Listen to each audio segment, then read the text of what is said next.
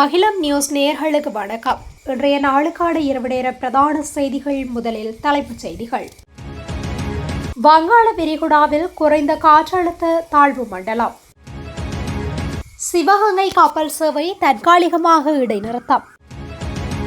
ஹட்டன் கொழும்பு பிரதான வீதியில் மண் சரிவு அபாயம், சாரதிகளுக்கு விடுக்கப்பட்டுள்ள எச்சரிக்கை. முள்ளிவாய்க்கால் நினைவு வாரம் இன்று ஆரம்பம். மனைவி மீது துப்பாக்கி சூடு, தப்பியோடிய கணவரை தேடி விசாரணைகள் தீவிரம். உரவிநியோகம் குறித்து அரசாங்கம் வெளியிட்ட அறிவிப்பு. முதல் மனைவியின் மகன் வெட்டி கொலை, தந்தையும் உடந்தை. இலங்கையில் நடந்த அதிர்ச்சி சம்பவம்.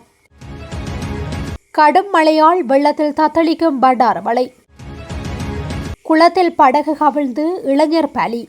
தொடர்வன விரிவான செய்திகள். இலங்கையில் நிலவும் குறைந்த காற்றழுத்த பகுதி குறித்து வளிமண்டலவியல் திணைக்களம் எச்சரிக்கை விடுத்துள்ளது. அதன்படி வங்காள விரிகுடாவில் நிலவிய கீழ் வளிமண்டல கொந்தளிப்பு 10.1 பாகை வடக்கு, 82.5 பாகை கிழக்கென்ற அட்சரரேகை மற்றும் தீர்க்கரேகைக்கு அருகில் ஒரு குறைந்த காற்றழுத்த பகுதியாக உருவாகியுள்ளது. இந்த அமைப்பின் தாக்கத்தால் நாட்டில் தற்போது நிலவும் மழை நிலைமை அடுத்த சில நாட்களுக்கு தொடரும் என எதிர்பார்க்கப்படுகின்றது. சீரற்ற வானிலை காரணமாக சிவகங்கை கப்பலில் இயந்திர கோளாறு ஏற்பட்டு சேவையில் தற்காலிகமாக இடைநிறுத்தம் செய்யப்பட்டுள்ளது. இது தொடர்பில் சிவகங்கை கப்பல் நிறுவனத்தின் இலங்கைக்கான பணிப்பாளர் KM ஜெயசீலன் ஒரு ஊடக அறிக்கையொன்றை வெளியிட்டுள்ளார். அந்த அறிக்கையில் குறிப்பிடப்படுவதாவது: மோசமான வானிலை காரணமாக நேற்று முன்தினம் சிவகங்கை கப்பலின் இயந்திரம் பழுதடைந்துள்ளது. இந்த கப்பல் நாகப்பட்டினம் துறைமுகத்திலிருந்து 2 கடல் மைல் தொலைவில் பாதுகாப்பாக நங்கூரமிடப்பட்டு நிறுத்தப்பட்டிருந்த வேளையில் சிவகங்கை கப்பலில் இயந்திர கோளாறு குறித்து சம்பந்தப்பட்ட அனைத்து துறையினருக்கும் நாங்கள் உடனடியாக தகவல் தெரிவித்து அவர்களின் உதவியை கோரினோம். மேலும் இந்த சமயத்தில் பயணிகளை பாதுகாப்பாகவும் உடனடியாகவும் மீட்பதை உறுதி செய்யும் வகையில் எங்கள் நிறுவனமும் துறைமுக அதிகாரிகளும் இணைந்து 2 பெரிய இயந்திர படகுகளை மீட்பு பணிக்கு அனுப்பி வைத்தார்கள். அந்த படகுகளில் பயணிகள் பாதுகாப்பாக நாகப்பட்டினம் துறைமுகத்திற்கு அழைத்து வரப்பட்டார்கள். அத்துடன் பயணிகளுடன் கப்பல் பணியாளர்களும் துறைமுகத்தை வந்தடைந்துள்ளனர். இந்த சம்பவம் தொடர்பில் யாரும் அச்சப்பட தேவையில்லை என தெரிவிக்கப்பட்டுள்ளது. தற்போது நிலவும் மோசமான வானிலை காரணமாக ஹட்டன் கொழும்பு பிரதான வீதியில் தியகல பகுதியில் மண் சரிவு ஏற்பட்டுள்ளது. டிட்வா புயலின் போது வட்டவள பகுதியில் ஏற்பட்ட மண் சரிவில் கொட்டி கிடந்த மண்மாட்டினை வெட்டி அகற்றப்பட்ட நிலையில் குறித்த பகுதியில் மீண்டும் நேற்று மாலை பெய்த மழை காரணமாக அதே இடத்தில் மற்றொரு மண் சரிவு ஏற்பட்டுள்ளதாக அப்பகுதி மக்கள் தெரிவித்துள்ளனர். குறிப்பாக மண் சரிவு ஏற்பட்ட இடத்தில் தற்போது போக்குவரத்து ஒரு வழிப்பாதையாக கட்டுப்படுத்தப்பட்டுள்ளது. மேலும் சம்பவ இடத்திலிருந்து இடிபாடுகளை உடனடியாக அகற்ற நடவடிக்கை எடுக்கப்படும் என நோர்வுட் வீதி அதிகார சபையின் நிறைவேற்ற பொறியியலாளர் தெரிவித்துள்ளார். கடந்த நாட்களில் நுவரெலியா மாவட்டத்தில் நிலவிய சீரற்ற காலநிலையால் இந்த மண் சரிவு ஏற்பட்டுள்ளதுடன் இந்த பகுதியில் பல இடங்களில் மண் சரிவுக்கான அறிகுறிகளாக அபாயகரமான வெடிப்புகள் ஏற்பட்டுள்ளதால் இந்த வீதியில் பயணிக்கும் வாகனங்கள் மற்றும் பாதசாரிகள் விழிப்பாக இருக்க வேண்டும் என தொடர்ந்தும் அறிவுறுத்தப்பட்டுள்ளது. இதேவேளை குறித்த வீதியில் பயணிக்கும் சாரதிகள் மிகுந்த அவதானத்துடன் பயணிக்குமாறு நுவரெலியா மாவட்ட அனர்த்த முகாமைத்துவ மையம் அறிவுறுத்தியுள்ளது. முள்ளிவாய்க்கால் நினைவு வாரம் இன்று ஆரம்பமாவதனை முன்னிட்டு இலங்கை தமிழரசு கட்சியின் மானிப்பாய் கிளையின் ஏற்பாட்டில் வலி தெற்கு பிரதேச சபை முன்பாக முள்ளிவாய்க்கால் நினைவு இடம்பெற்றது. முள்ளிவாய்க்காலின் இறுதி யுத்தத்தின் போது கஞ்சி கூட கிடைக்காது மக்கள் துன்பப்பட்டதனை நினைவு கூறும் முகமாக முள்ளிவாய்க்கால் கஞ்சியும் இதன் போது பரிமாறப்பட்டது.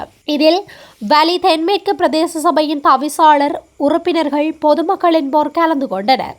2009ஆம் ஆண்டு இலங்கை உள்நாட்டு போரின் இறுதி யுத்தத்தின் போது முள்ளிவாய்க்கால் பகுதியில் உயிரிழந்த தமிழர், பொதுமக்கள் மற்றும் போரால் பாதிக்கப்பட்ட மக்களை நினைவு கூறும் முள்ளிவாய்க்கால் நினைவு வாரம் வடக்கு கிழக்கு மாகாணங்கள் உட்பட புலம்பெயர் நாடுகளிலும் இன்று ஆரம்பமாகியுள்ளது. ஆண்டுதோறும் மே 11 தொடக்கம் 12 முதல் 18ஆம் தேதி வரை இந்த நினைவு வாரம் உலக தமிழர்களால் அனுஷ்டிக்கப்படுகின்றது. இந்த நினைவு வாரத்தின் போது இலங்கை வடக்கு கிழக்கு பகுதிகள் உள்ளிட்ட உலகின் பல நாடுகளில் நினைவேந்தல் நிகழ்வுகள், அமைதி பேரணிகள், மெழுகுவர்த்தி அஞ்சலிகள், மத பிரார்த்தனைகள் மற்றும் மனித உரிமை விழிப்புணர்வு நிகழ்ச்சிகள் நடைபெறவுள்ளன. உயிரிழந்த பொதுமக்கள், காணாமல் போனோர் மற்றும் பாதிக்கப்பட்ட குடும்பங்களை நினைவுகூரும் வகையில் பல சமூக அமைப்புகள் மற்றும் தமிழர் அமைப்புகள் இணைந்து இந்த நிகழ்வுகளை ஏற்பாடு செய்ய உள்ளமை குறிப்பிடத்தக்கது. பதுளையில் துப்பாக்கி சூட்டிற்கு இலக்காகி பெண்ணொருவர் படுகாயமடைந்துள்ளார். குறித்த சம்பவம் நேற்று மகியங்கனை அராவத்தை ஓர்பெதிவெவ பகுதியில் இடம்பெற்றுள்ளது. 3 பிள்ளைகளின் தாயான 35 வயதுடைய பெண்ணொருவரே இவ்வாறு துப்பாக்கி சூட்டிற்கு இலக்காகியுள்ளார். சம்பவம் தொடர்பில் மேலும் தெரிய வருகையில் குறித்த பெண்ணிற்கும் அவரது கணவருக்கும் இடையே நேற்றிரவு கடுமையான குடும்ப தகராறு ஏற்பட்டுள்ளது.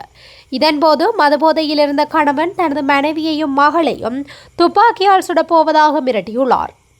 இதனை அடுத்து அவர் கையில் வைத்திருந்த ஏர் ரைஃபிள் ரக துப்பாக்கியால் மனைவியை சுட்டுள்ளார்.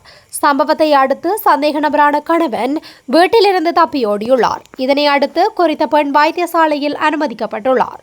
துப்பாக்கி சூட்டிற்கு பயன்படுத்தப்பட்ட ஏர் ரைஃபிள் துப்பாக்கியையும் அதற்காக பயன்படுத்தப்படும் 77 தோட்டாக்களையும் காவல்துறையினர் கைப்பற்றியுள்ளனர்.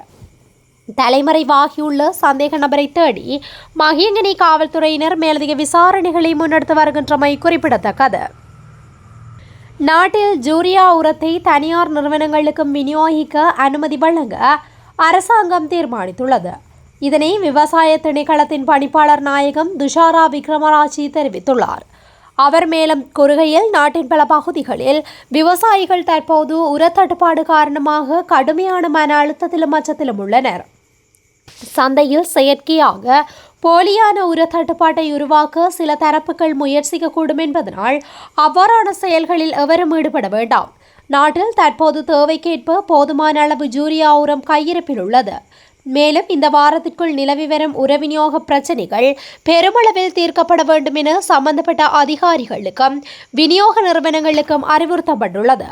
அதன்படி எதிர்வரும் மகாபருவ விவசாயத்திற்கு தேவையான உரங்களை முன்கூட்டியே இறக்குமதி செய்து விநியோகிக்கும் திட்டத்தையும் அரசாங்கம் ஏற்கனவே தயாரித்து வைத்துள்ளது என தெரிவித்துள்ளார். கண்டி கிவுள்ளிந்த பகுதியில் 23 வயதுடைய இளைஞர் ஒருவர் கோடாரியால் வெட்டி படுகொலை செய்யப்பட்டுள்ளதாக போலீசார் தெரிவித்துள்ளனர். இந்த சம்பவத்தில் 23 வயதுடைய ஹென்னின் கேதர சுசந்த பண்டார என்ற இளைஞனே இவ்வாறு உயிரிழந்துள்ளார். குறித்த இளைஞனின் தாய் ஏற்கனவே உயிரிழந்துள்ள நிலையில் அவரது தந்தை 2வது திருமணம் செய்துள்ளார். இந்த நிலையில் தந்தையும் அவரது 2வது மனைவியின் மகன் மற்றும் மகள் அத்துடன் மருமகன் ஆகியோரும் இணைந்து இந்த கொலையை செய்துள்ளமை போலீசாரின் ஆரம்பகட்ட விசாரணைகளில் தெரிய வந்துள்ளது. சந்தேக நபர்கள் தமது வீட்டிற்கு முன்னால் சிறிய உணவகம் ஒன்றையும் நடத்தி வந்துள்ளனர். தாக்குதலுக்கு பயன்படுத்தப்பட்ட கோடாரி அருகில் உள்ள நீரோடை ஒன்றில் வீசப்பட்டுள்ளதாக தெரிய வந்துள்ள நிலையில் அதனை தேடும் பணிகளை போலீசார் ஆரம்பித்துள்ளனர். இந்த நிலையில் சம்பவம் தொடர்பில் மேலதிக விசாரணைகளை கண்டி போலீசார் மேற்கொண்டு வருகின்றனர். பண்டாரவளை மற்றும் அதன் சுற்றுவட்டார பகுதிகளில் பெய்து வரும் கடும் மழை காரணமாக பண்டாரவளை நகரின் முக்கிய வீதிகள் மற்றும் தாழ்நில பகுதிகள் வெள்ளத்தில் மூழ்கியுள்ளன. இன்று பெய்த அடைமழை காரணமாக நகரின் வடிகால்கள் பெருக்கெடுத்த வெள்ள நீர் பிரதான வீதிகளுக்குள் புகுந்தது.